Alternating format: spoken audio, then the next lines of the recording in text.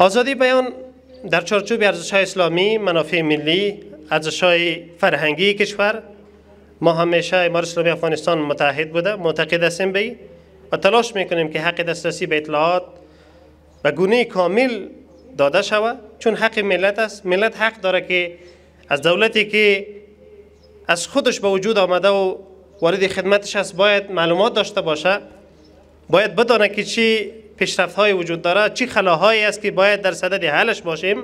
آزادی بیان هست.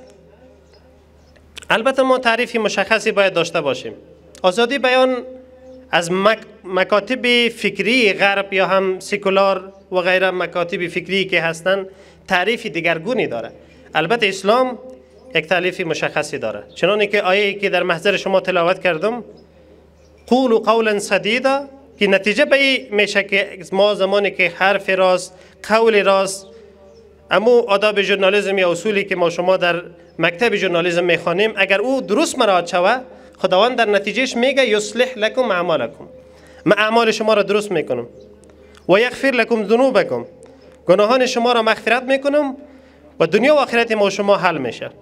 من یک خواهش ما بازم از اسباب ژورنالیسم، از برادرایی که اینجا در سطح رهبری مطبوعات افغانستان قرار دارن، خواهش ما ایستن که در مکاتب فکری یا مکاتبی که ما ژورنالیسم را درس میکنیم، آزادی بیان از دید اسلام باید تعریف شود، برای جوانای جدید ما شما داده شود و برایشان گفته شود ما کشور خود را داریم، ما آزادی خود را داریم، ولی آزادی ما شما در یک چارچوب است.